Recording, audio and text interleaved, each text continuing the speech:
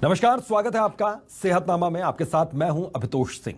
हमारे खास कार्यक्रम सेहतनामा में हम आपकी सेहत और उससे जुड़ी समस्याओं के बारे में बात करते हैं। आज हमारे साथ जुड़ रहे हैं ममता सुपर स्पेशलिटी हॉस्पिटल के पेट, आंत और लिवर रोग विशेषज्ञ डॉक्टर सन्नी उत्तमानी, जो पेट और लीवर से जुड़ी बीमारियों और उसकी जो जानकारियां हैं कि किस तरीके से इन बीमारियों से पार पा सकते हैं वो साझा करने वाले हैं। तो डॉक्टर सन्नी हमारे साथ जुड़ गए हैं। सर, बहुत बहुत स्वागत है आपका हमारे इस खास कार्यक्रम सेहतनामा में।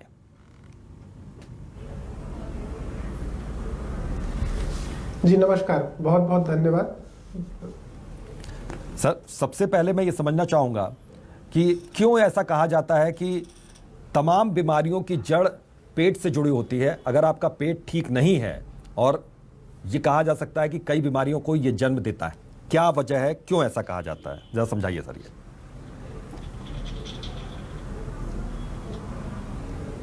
जी, पेट से रिलेटेड बीमारियों से हम इसलिए ऐसा कहते हैं कि सारी बीमारियों का जड़ है, क्योंकि इससे हमारे खान पान और जो न्यूट्रिशन हमें मिल रहा है वो हमें पेट से मिलता है। हम जो खाते हैं उसे हम पचा पा रहे हैं कि नहीं, उसको पचाने के बाद ही हमें शरीर में हर एक सेल में, हर एक कोशिका में हम जो न्यूट्रिशन पहुंचा सकते हैं।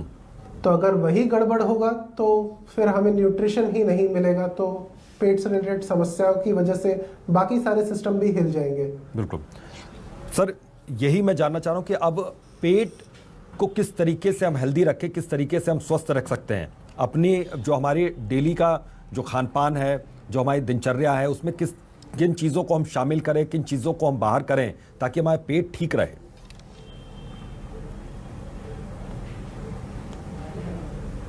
जी, अभी के समय में जो सबसे बड़ी बात है वो ये है कि हमारी लाइफ बहुत ज़्यादा सिडेंट्री हो गई। सिडेंट्री मतलब हम एक ही जगह बैठकर काम करते हैं, मेहनत वाला काम कम करते हैं। तो उस हिसाब से हमारा खान पान भी वैसा ही होना चाहिए, जिसमें सबसे जरूरी चीज है कि हम बहुत ज़्यादा मीठी चीज़ें, घी तेल वाली चीज़ें का सेवन ना करें, और हमारे शरीर को जो बनाती है प्रोटीन्स, उनका सेवन अच्छे से करें। जैसा हम सभी जानते हैं कि हमारे शरीर को करीब 1 ग्राम पर केजी प्रोटीन का जरूरत होता है। तो वो प्रोटीन की मात्रा अगर हम अच्छे ढंग से नहीं लेंगे तो हमारा जो शरीर है वो अच्छे से काम नहीं कर पाएगा।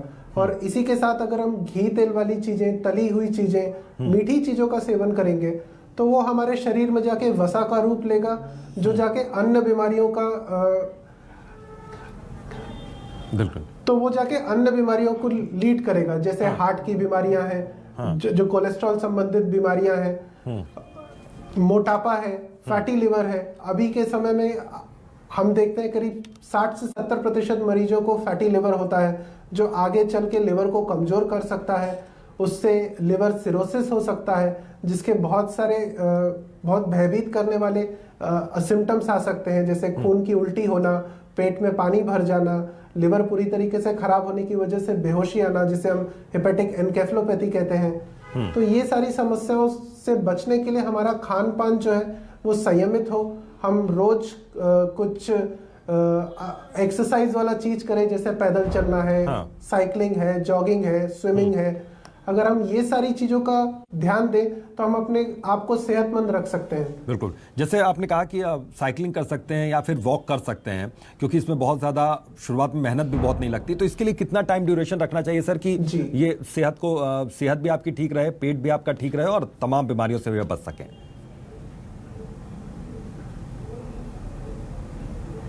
जी देखिए, हम हमेशा जब भी देखते हैं कि कोई आदमी एक्सरसाइज का निश्चय करता है तो बहुत बड़े बड़े टारगेट रख लेता है। कि मैं रोज 2 घंटा एक्सरसाइज करूंगा या 4 घंटा एक्सरसाइज करूंगा। वो अपने खाने पीने में भी बहुत ज्यादा संयम कर लेता है, और लेकिन वो इस चीज को लंबे समय तक नहीं रख पाता है। तो इसलिए अच्छा ये होगा कि हम छोटे छोटे टारगेट रखें। जैसे हमें जरूरत है करीब 30 से 45 मिनट तक एक्सरसाइज रोज करने की, उससे बहुत ज्यादा जरूरत नहीं है। अगर आप बॉडी बिल्डिंग वगैरह के बारे में नहीं सोच रहे हैं तो हम अगर 30 से 45 मिनट का रोज का एक्सरसाइज का टारगेट रखें और ऐसा हफ्ते में 5 दिन रखें तो वो कारगर भी साबित होता है। हम उसे लंबे समय तक सस्टेन भी कर सकते हैं। बिल्कुल, यानी कि कंटिन्यूटी बहुत ज़रूरी है, क्योंकि शुरुआत में अक्सर ये देखा जाता है कि जैसे आपने कहा कि बॉडी बिल्डिंग वाली बात, कि लोगों ने जिम में 1 साल का पैसा एक साथ दे दिया, वो गए सिर्फ 2 महीने या 3 महीने, उसके बाद ब्रेक हो गया। कंटिन्यूटी उनकी ब्रेक हो गई। तो ये बहुत जरूरी है कि आप सेहत का ख्याल रखें, तो डेली करें। मतलब 5 दिन आप जो हफ्ते में कह रहे हैं कि 2 दिन आप रेस्ट कर सकते हैं, लेकिन 5 दिन आप एक्सरसाइज जरूर करें। सर एक चीज और कि अमूमन कुछ अगर खाना पीना बहुत ज्यादा उल्टा पुल्टा हो जाता है तो उसकी वजह से पेट दर्द की शिकायत बहुत बनी रहती है, और इसकी तमाम मेडिसिन भी हैं बाजार में कि तुरंत आपको रिलीफ मिल जाता है। लेकिन ये मेडिसिन कितनी फायदेमंद होती हैं अगर अक्सर आप लेने लगे तो बहुत दिनों बाद हो सकता है कि उसका असर भी यहां पर कम होने लगे।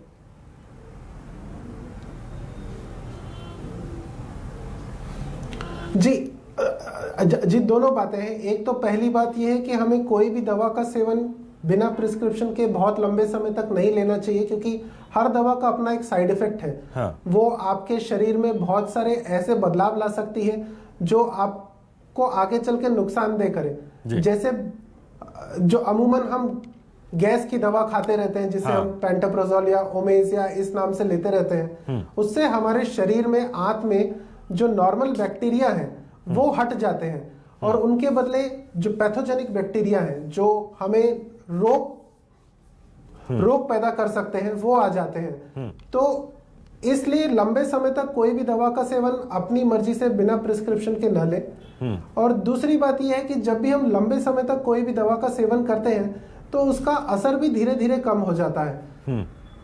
तो हमें ऐसे लंबे समय तक दवाओं के सेवन से बचकर अपने लाइफस्टाइल में चेंज लाना चाहिए, जिससे हम सेहतमंद रहें। बिल्कुल।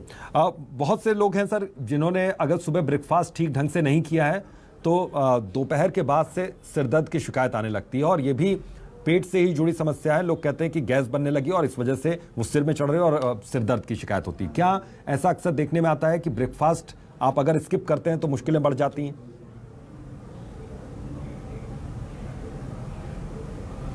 जी बिल्कुल। जी आप भी जानते हैं कि ये बहुत ही जो कॉमन सेइंग है कि हमारा सबसे अच्छा और जो जरूरी मील है वो ब्रेकफास्ट है। तो जो लोग आजकल की भागदौड़ भरी जिंदगी में ऑफिस जाने की जल्दी में अपना ब्रेकफास्ट स्किप करते हैं या फिर कुछ जो फास्ट फूड जैसी चीजें खा लेते हैं जी, तो उन लोगों को ये समस्या ज्यादा आती है कि उन्हें गैस की समस्या होती है, और उसकी वजह से अनेक जो अलग अलग सिम्टम्स आते हैं, पेट दर्द होना, सर दर्द होना, छाती में जलन होना, खट्टी डकारें आना।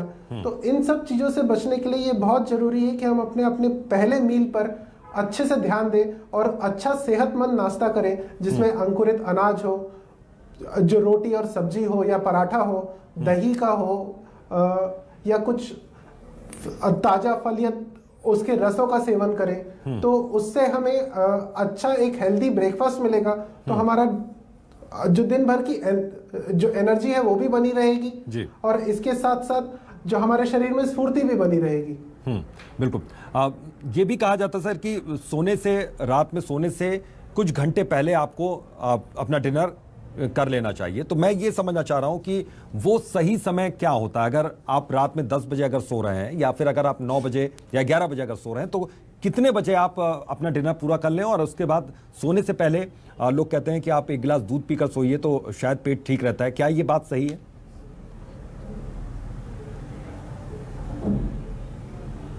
जी ये बात तो बिल्कुल सही है कि हमें खाना खाने के बाद तुरंत सोना नहीं चाहिए। हमें कम से कम 1.5 घंटे का समय लेना चाहिए अपने लास्ट मील और सोने से पहले। और ये जैसे आपने कहा कि दूध है, दूध आप जो जरूर सेवन कर सकते हैं सोने से पहले, लेकिन उसकी मात्रा भी जो करीब 1 ग्लास से ज्यादा ना हो, और वो कम से कम 1.25 घंटा से 1 घंटा पहले हो आपके सोने के। मतलब ये एक समय का यहाँ पर ध्यान रखना चाहिए। एक चीज़ और मैं ये जानना चाहूँगा कि वेजिटेरियन थाली और नॉन वेजिटेरियन थाली की अगर मैं बात करूँ तो यहाँ पर सेहत के लिए सबसे ज़्यादा फायदेमंद अगर वेजिटेरियन थाली है, कोई नॉनवेज नहीं खाता, तो उसके लिए क्या क्या चीज़ों को उसमें शामिल करें? सब्जी, रोटी, दाल, मतलब इसको हम प्रोटीन की नज़र से, कार्बोहाइड्रेट की नज़र से अगर देखें तो क्या क्या चीज़ें हम शामिल करें?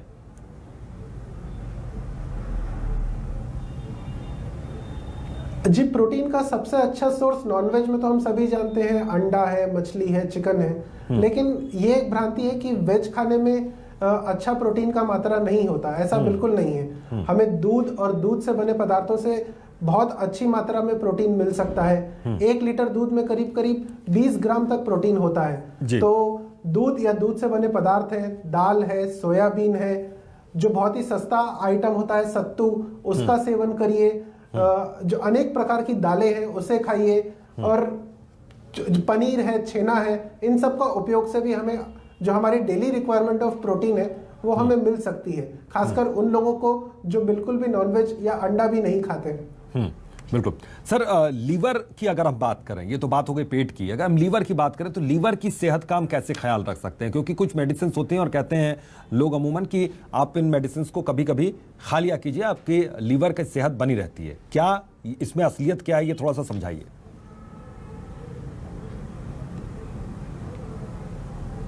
जी, ये भी एक भ्रांति है कि हमें बहुत अनेक प्रकार के लिवर के टॉनिक और लिवर की दवाइयाँ जो अमूमन मार्केटिंग के थ्रू जो बाजार में बहुत आसानी से मिल जाती हैं और लोग उसे लेते रहते हैं, लिवर को ऐसे किसी टॉनिक या ऐसे किसी जो दवा की जरूरत नहीं है।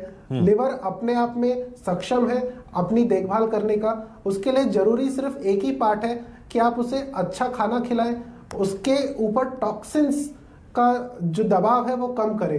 वो टॉक्सिन्स इन आयुर्वेदिक या फिर जो जड़ी बूटी वाली दवाओं में भी हो सकते हैं, या फिर जो लोग मदिरा का सेवन करते हैं या अत्यधिक घी तेल वाली चीजें खाते हैं, उनसे भी ये जो लिवर में अनेक टॉक्सिन्स आते हैं जो लिवर को कमजोर करते हैं। बिल्कुल, यानी कि अगर लीवर की सेहत का ख्याल रखना है तो आपको अल्कोहल से थोड़ा सा दूर रहना पड़ेगा।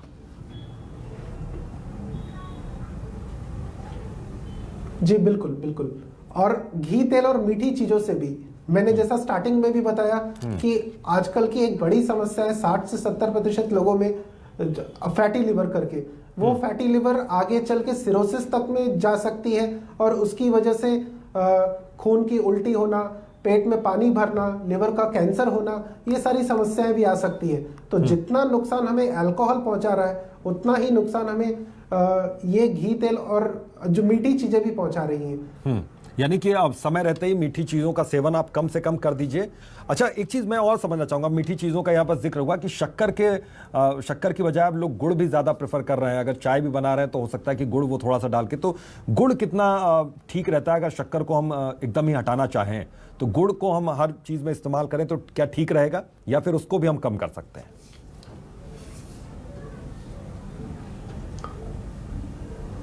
जी, मीठी चीजें किसी भी प्रकार में उपयोग हो, चाहे वो मिठाइयाँ हो चाहे गुड़ हो, उनका सेवन हमें कम से कम करना है। गुड़ के अनेक फायदे जरूर हैं, जैसे गुड़ एक बहुत अच्छा सोर्स ऑफ आयरन भी होता है जी। लेकिन अगर अत्यधिक मात्रा में गुड़ भी लेंगे तो भी वो अंदर जाके वसा ही बनेगा, वो जाके चर्बी में कन्वर्ट होगा और वो जाकर लिवर और हमारी जो खून की नलियां हैं उसमें जाके जमा होने लगेगा, जिससे एथेरोस्क्लेरोसिस जैसी बीमारी और फैटी लिवर जैसी बीमारी होगी।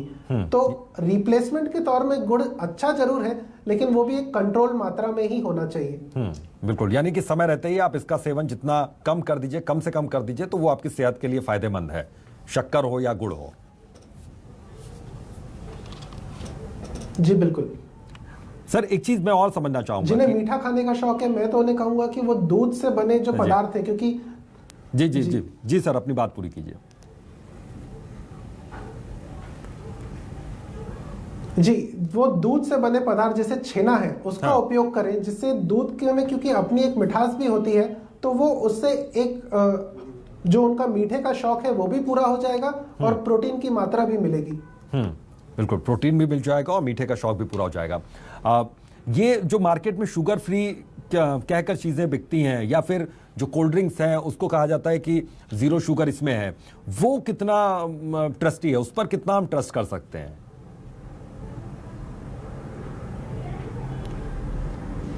जी देखिए, मीठे के रिप्लेसमेंट के तौर पे अनेक जो शुगर फ्री फॉर्मूला आते हैं वो स्वाद के लिए तो सही है, लेकिन लंबे समय के लिए वो भी सेहत के लिए सही नहीं है, क्योंकि ऐसे कुछ टॉक्सिन्स भी पाए गए जिनकी वजह से आगे चल के कैंसर भी होता है इन सब शुगर फ्री दवाओं से।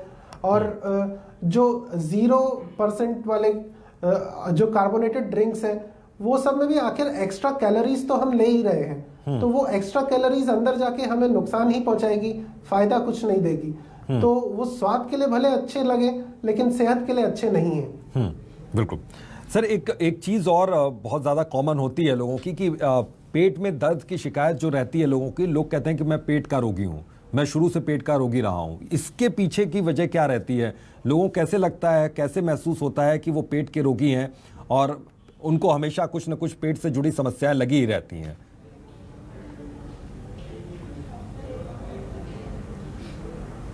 जी, एक जो बहुत कॉमन समस्या होती है वो पेट दर्द या छाती में जलन वाली समस्या है। वो यूजुअली वो इसलिए होती है क्योंकि जो हमारी खाने की नली है उसमें एक फिजियोलॉजिकल स्फिंक्टर होता है जो एसिड को ऊपर पेट से रिफ्लक्स होके खाने की नली में नहीं आने देता है। कुछ लोगों में मोटापे की वजह से, खान पान की वजह से या बाय बर्थ ही वो थोड़ा सा लैक्स होता है, मतलब वो थोड़ा सा ढीला होता है, तो उसकी वजह से एसिड ऊपर चढ़ के आता है और उसकी वजह से छाती में दर्द या छाती में जलन या पेट में दर्द की समस्या बनी रहती है। तो वो समस्या को हम GERD कहते हैं मेडिकल भाषा में, गैस्ट्रोइसोफेजियल रिफ्लक्स डिजीज। तो वो एक कारण हो सकता है पेट दर्द का। कुछ और कारण भी हो सकते हैं, जैसे कई लोगों को वर्म्स की शिकायत रहती है बचपन में जिसकी वजह से ऐसा हो सकता है, या कई लोग के खान पान में ऐसा उनका दिनचर्या ऐसा हो गया है कि वो थोड़ा घी तेल वाली चीजें ज्यादा खाते हैं, मसालेदार चीजें ज्यादा खाते हैं, तो उसकी वजह से गैस बन के भी पेट की समस्या हो सकती है। बिल्कुल सर, पानी पीने का सही तरीका मैं ये समझना चाहूंगा कि दिन में कितने लीटर पानी पीना चाहिए और खाना खाने से कितनी देर पहले या कितनी देर बाद पानी पीना चाहिए, क्योंकि पानी पीने का सही तरीका भी बहुत से लोगों को नहीं पता है।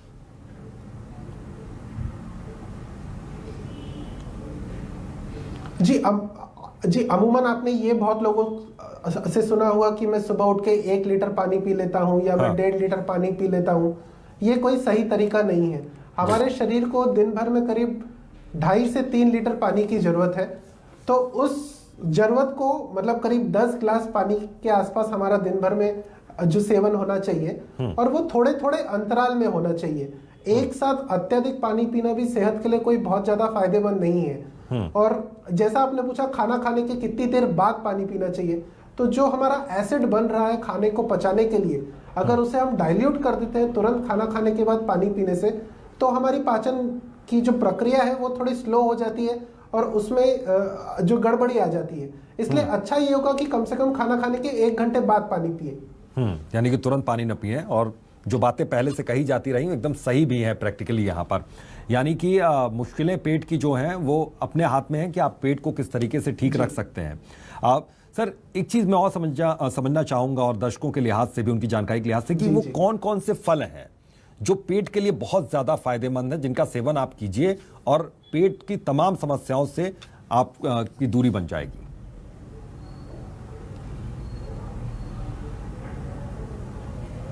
जी, जितने भी फ्रूट्स हैं, खासकर जिनमें अच्छा अमाउंट ऑफ फाइबर है, जैसे सेब है, जाम है, अमरूद है, नाशपाती है, इन सब में फाइबर होने की वजह से ये हमारे पेट को जो बड़ा ही आराम देते हैं और इन्हें पचाना भी कोई बहुत ज्यादा मुश्किल नहीं है। और जितने पल्प वाले फ्रूट है, जैसे पपीता है, केला है, आम है, ये सब चीजें खाना सेहत के लिए अच्छा है, क्योंकि इनमें बहुत अत्यधिक मात्रा में मिनरल्स भी हैं और आयरन भी है। तो ये सब जो सेहत के लिए अच्छे फ्रूट्स हैं। बिल्कुल सर, इस बीच में एक ट्रेंड और बढ़ा है नारियल पानी का। नारियल पानी अब बहुत सी जगहों पर मिलना शुरू हो गया है, तो लोग उसको बहुत ज़्यादा प्रेफर भी करते हैं और डॉक्टर्स भी इसकी सलाह देते हैं कि अगर पेट से जुड़ी कोई समस्या है तो आप नारियल पानी का सेवन कीजिए और तमाम समस्या दूर हो। नारियल पानी कितना फायदेमंद है, ये थोड़ा समझाइए।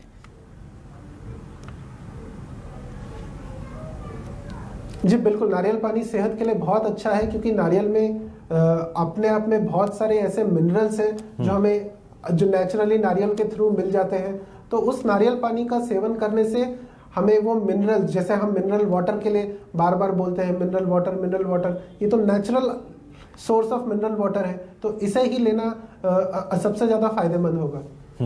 बिल्कुल। इसके अलावा एक चीज मैं और समझना चाहूंगा कि लीवर की सेहत का हम कैसे ख्याल रखें, और हम खान पान में किन चीज़ों को हम शामिल कर लें कि लीवर भी आपका ठीक रहे, बहुत प्रेशर ना पड़े लीवर पे।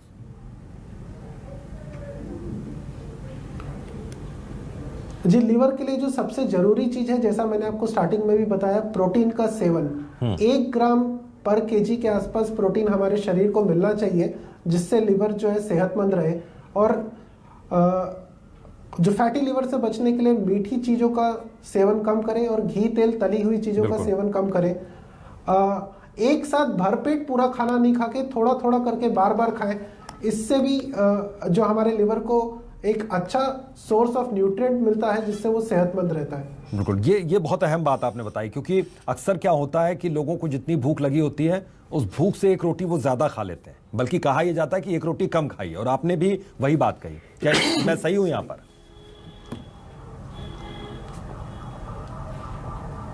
जी बिल्कुल बिल्कुल। हम जो एक अमूमन बहुत बड़ी गलती ये भी करते हैं कि आजकल के ज़माने में हम बहुत जल्दी जल्दी खाते हैं और बहुत ज़्यादा एक साथ खा लेते हैं। तो हमें धीरे धीरे चबा के खाना चाहिए जिससे वो अच्छे से डाइजेस्ट होने में आसानी हो, और हमें एक साथ पूरा पेट भर के नहीं खा के थोड़ी थोड़ी मात्रा में बार बार खाना चाहिए। बिल्कुल सर, मैं एक चाहता हूं कि एक मैसेज भी आप जरा कन्वे कीजिए, खासतौर पर बच्चों के लिए, क्योंकि फास्ट फूड की ओर बहुत ज़्यादा आकर्षण है बच्चों का, बहुत ज़्यादा अट्रैक्ट होते हैं। तो फास्ट फूड कितना खतरनाक है बच्चों के लिए, बड़ों के लिए, और उसका अगर सेवन करना ही है तो कितने दिन बाद करें कि वो ठीक रहेगा?